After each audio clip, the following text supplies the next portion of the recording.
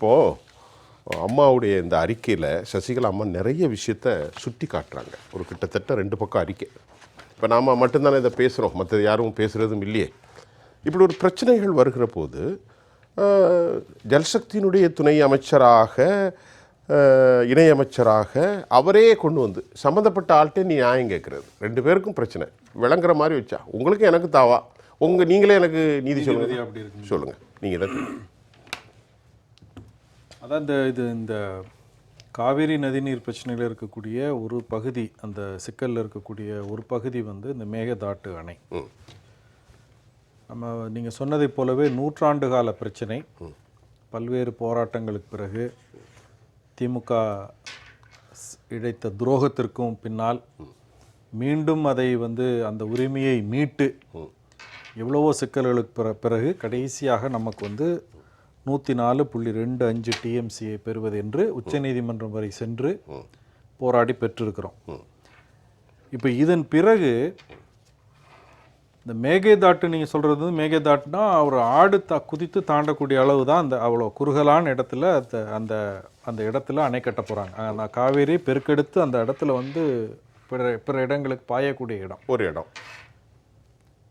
வரக்கூடிய அந்த வெள்ளத்தை அதாவது நீரோட்டத்தை ஆரம்ப கட்டத்திலேயே அவங்க இப்படி தடுத்து நிறுத்திவிட்டால் அப்புறம் மேட்டூருக்கு எப்படி வருவது? கடைமடை பகுதி தமிழ்நாட்டில் இருக்கக்கூடிய நீங்கள் சொன்னதை போல் டெல்டா பகுதியிலே இருக்கக்கூடிய கடைமடை பகுதிக்கு எப்படி தண்ணீர் சேரும் என்பதுதான் இன்றைக்கு கேள்வி.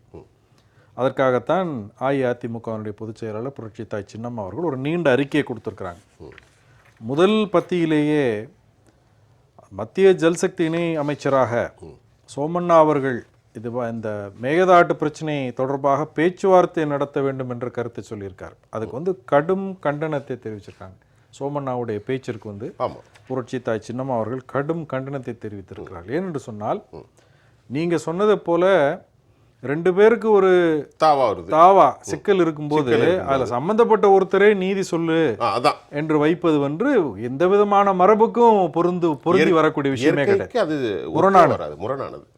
அதை குறிப்பிட்டு மிக கடுமையான கண்டனத்தை சொல்லியிருக்காங்க. 2வது அதில் இருக்கிற விஷயம், நீங்கள் உச்சநீதிமன்ற தீர்ப்பு காவேரி நதிநீர் தாவாவில் உச்சநீதிமன்றம் இறுதியாக கொடுத்துருக்கிற தீர்ப்பில் அவங்க இஷ்டத்துக்கு இப்படி தண்ணி இஷ்டத்துக்கு அணை கட்ட முடியாது, அணை கட்ட முடியவே முடியாது. அது நடக்கக்கூடிய காரியமே இல்லை. ஏதோ இவர்கள் பேச்சுவார்த்தை நடத்தி ஒரு ஒப்புக்கொண்டால், அல்லது இப்போ கர்நாடகா தவிர கேரளா, தமிழ்நாடு, பாண்டிச்சேரி ஆகிய மாநிலங்கள் இதை பிரித்து கொள்ளுது, இந்த நதிநீரை பங்கிட்டு கொள்ளுது. இது அவர்களெல்லாம் சேர்ந்து பேசி வந்தால் இதுக்கு ஒரு தீர்வு காணலாம் என்பதை போன்ற ஒரு போலி தோற்றத்தை உருவாக்குவது ஒரு இல்லூஷன், மோசமான ஒரு விளைவை ஏற்படுத்தக்கூடிய செயல். அதுவும் போக அப்படி அவர்கள் அந்த முயற்சிகளிலே முஸ்தீபுகளிலே இறங்குவார்கள் என்று சொன்னால் தமிழ்நாடு பாலைவனமாக போவதா என்ற வேதனையை மிக ஆதங்கத்தோடு குறிப்பிட்டு இந்த அறிக்கையில் கேள்வி கேட்போம். அதில் எத்தனை உண்மை இருக்குது? எந்த விதமான சந்தேகமும் இல்லையே. 100க்கு 100 உண்மை.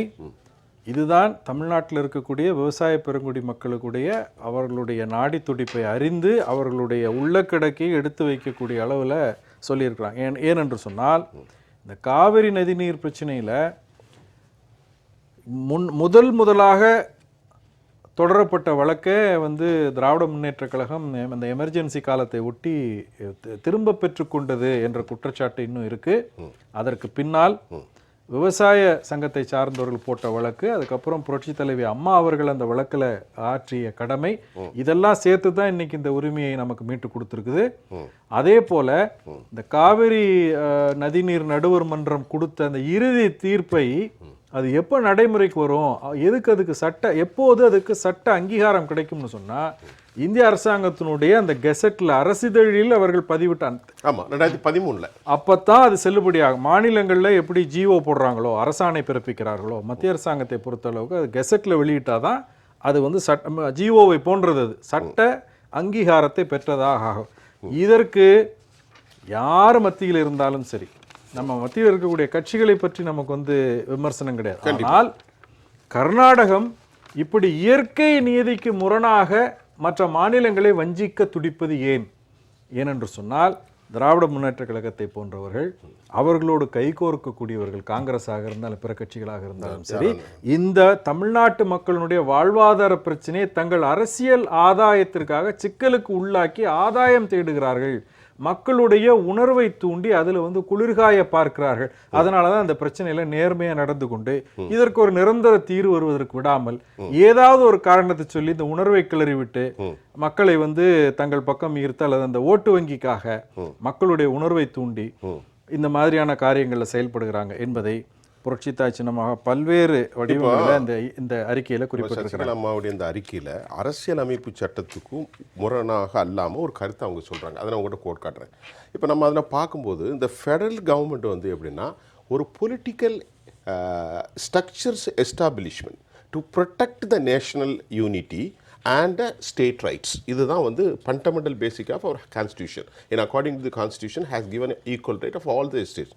இப்போது அம்மா என்ன சொல்கிறாங்கன்னா, இப்போது இதில் முக்கியமாக national unity and state now. இப்போ ஏற்கனவே இந்த பிரச்சனை வந்து கலவரம் வந்து எத்தனை பஸ் எரிஞ்சுது, எத்தனை உயிர்கள் பலியாச்சு. இப்போ அதை தான் அவங்க சொல்லி காட்டுறாங்க.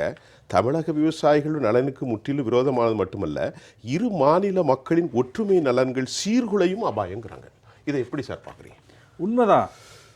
கர்நாடகாவை பொறுத்த அளவிற்கு காவிரி என்பது வந்து அவங்களுக்கு ரொம்ப சென்சிட்டிவான விஷயமாக எடுத்துக்கொண்டு நேரடியாக தமிழர்கள் மீது பாய்ந்து பிராண்டக்கூடிய அந்த வேலையை தான் அவர்கள் செய்கிறார்களே தவிர இந்த பிரச்சனைக்கு தீர்வு ஏற்படுவதற்கான எந்த முயற்சியிலையும் இறங்குவதில்லை.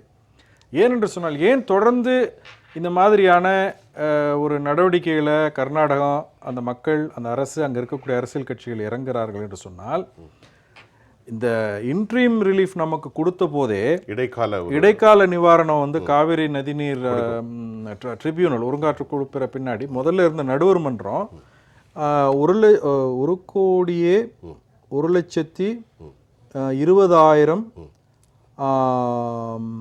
ஏக்கர்ஸ் இதுதான் கர்நாடகத்தினுடைய அந்த கல்டிவபிள் லேண்ட், அதாவது சாகுபடி செய்யக்கூடிய நிலப்பரப்பு. அதை நீங்க உங்கள் இஷ்டத்திற்கு நீங்க வந்து அதிகப்படுத்தக்கூடாது என்று சொல்லி அதில் குறிப்பிட்டிருக்கிறாங்க. அதே மாதிரி போலி கணக்குகள் ரெண்டாவது வந்ததுலாம் ஃபைனல் அந்த வேர்டிக்ட் வரும்பொழுது, சுப்ரீம் கோர்ட் வரும்பொழுது, அவர்கள் இந்த நான் சொன்ன 1,20,000 ஏக்கர்ஸ்ன்னு சொல்றது வந்து ஏறத்தாழ 4,500 சதுர கிலோமீட்டர்னு ஒரு கணக்கு சொல்றாங்க. இன்றைக்கு அது வந்து பல மடங்காக அவர்கள் அதை விரிவுபடுத்தி கொண்டே போகும்போது தண்ணீர் தேவை அதிகமாகுது. குடிநீருக்கு தேவை என்று சொல்லியும் இதிலிருந்து அதிகமாக பங்கு எடுத்துக்கொள்ளக்கூடிய ஒரு என்ன சொல்றது, ஒரு எப்படி சொல்றதுன்னு தெரியல, திருட்டுத்தனமாக நடக்கிறது என்றுதான் நமக்கு சொல்ல வேண்டியதான். அவங்க பேசும்போது ஒரு கருத்தை வலியுறுத்தினார். எங்களுக்கு கேட்க நாதி இல்லை, சின்னம்மா மட்டும்தான் எங்களுக்காக குரல் கொடுத்துக்கிட்டு இருக்காங்கன்னு அழுத்தம் திருத்தமாக வச்சிருந்தார். அவர் ஒரு அரசியல்வாதி கட்சிக்காரலாம் இல்லை, அழுத்தம் திருத்தமாக வச்சார். நீங்கள் சொல்லக்கூடிய கருத்துக்களை நிறைய கருத்தை வைங்க. அஇஅதிமுகவினுடைய பொதுச் செயலாளர் புரட்சித்தாய் சின்னம்மா அவர்கள் தன்னுடைய அறிக்கையில் தமிழக விவசாயிகள் நலனுக்கு முற்றிலும் விரோதமாக சோமண்ணா பேசியிருப்பதை சுட்டிக்காட்டி தன்னுடைய கண்டனத்தை பதிவு செஞ்சுருக்காங்க. கண்டிப்பாக.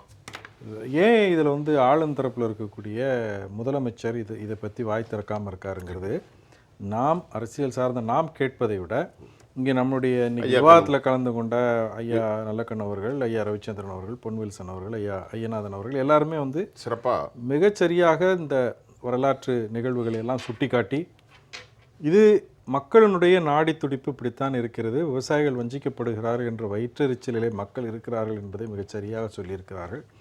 அந்த உணர்வுகளை பிரதிபலிக்கக்கூடிய விஷயமாக அந்த விதத்தில் ஏகப்பட்ட விஷயங்களை புரட்சித்தாய் சின்னம்மா அவர்கள் சொல்லியிருக்கிறார்கள்.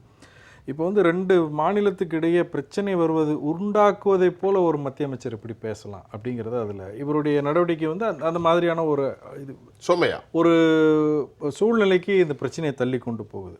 ஆனால் புரட்சி தலைவி அம்மா அவர்கள் உடல்நிலை சரியில்லாமல் மருத்துவமனையில் இருந்தப்போ கூட காவிரி பிரச்சனைக்காக அதிகாரிகளை மருத்துவமனைக்கு வரவழைத்து அதுக்கான இன்ஸ்ட்ரக்ஷன் கொடுத்து அதை எப்படியெல்லாம் நடத்தினார்கள். அப்போ மட்டும் இல்லை, உண்ணாவிரதம் இருந்த மணி நேரத்தில் 88 மணி நேரம். ஆமாம், இப்படி வந்து வேறு உள்நோக்கங்கள் வைத்துக்கொண்டு கர்நாடகத்தில் நமக்கு என்ன ஆதாயம், மத்திய அரசாங்கத்தில் என்ன ஆதாயம், கூட்டணி கட்சியில் இருக்கக்கூடியவங்க வருத்தப்படுவாங்க என்றெல்லாம் பார்க்காமல் முழுக்க உண்மையாக விவசாயிகளுடைய நம்பிக்கைக்கு பாத்திரமாக ஒரு தலைவராக இருந்த புரட்சி தலைவி அம்மா அவர்களுடைய அந்த நிலை பற்றி புரட்சித்தாய் சின்னம்மா அவர்கள் குறிப்பிட்டிருக்கிறார்கள். இதில் வந்து சட்ட நிலைப்பாடு லீகல் பொசிஷன் என்ன அப்படின்னா கர்நாடகா வந்து தன்னுடைய இஷ்டத்துக்கு அணை கட்ட முடியாது, இந்த வேலையை செய்வதாக அவர்கள் வந்து வெளியே காட்டிக்கொள்வது என்பது ஒரு மிக மோசமான ஏமாற்று வேலை. இது ஏதோ திட்டமிட்டு அவர்கள் வந்து மக்களிடையே பிரச்சனை உருவாக்கக்கூடிய விஷயம் சொல்கிறாங்க. இதில் வந்து தமிழ்நாடு மற்றும் கர்நாடக மக்களின் நலனை கருத்தில் கொண்டு சம்பந்தப்பட்ட இரு மாநிலங்களையும் சாராத வேறு ஒருவரை மத்திய ஜல்சக்தி துறையினுடைய அமைச்சராக நியமிக்க வேண்டும் என்ற ஒரு மத்திய அரசை வந்து ஒரு வலியுறுத்தி கேட்டுக்கொண்டிருக்கிறார்கள். அதே போல் திமுக வந்து அங்கே ஆளக்கூடிய தன்னுடைய கூட்டணியில் இருக்கக்கூடிய காங்கிரஸ் அங்கே ஆளுகிறது என்பதற்காக பாராமுகமாக இருந்து மக்களை வஞ்சிக்கக்கூடிய இந்த வேலையில் தொடர்ந்து நீங்கள் செயல்படக்கூடாது. அதனால் நீங்கள் கூட்டணி அரசை காப்பாற்றுவதை விட்டுவிட்டு தமிழக விவசாயிகளின் நலனில் அக்கறை செலுத்த வேண்டும் என்று கேட்டுக்கொள்கிறேன் என்று சொல்லி ஒரு தாயுள்ளத்தோடு வரலாற்று தரவுகளை எல்லாம் வைத்து, அதாவது அஇஅதிமுகனுடைய பொதுச் செயலாளர் என்கின்ற அந்த அந்தஸ்தில் புரட்சி தலைவி அம்மா அவர்களுடைய உடனேயே இருந்து பணியாற்றியவர் என்கின்ற அந்த அனுபவத்தையும் அந்த மாதிரியான உணர்வுகளையும் வெளிப்படுத்துவதைப் போல மிக அழகாக அந்த அறிக்கையில் குறிப்பிட்டிருக்கிறார்கள். அரசாங்கம் செவிமடுக்க வேண்டும், இல்லை என்றால் விவசாய பெருங்குடி மக்கள், தமிழக மக்கள் போராட்ட களத்தில் இறங்குவார்கள் என்பதை தான் நம்ம புரிஞ்சுக்கணும். ரொம்ப சிறப்பாக சொல்லி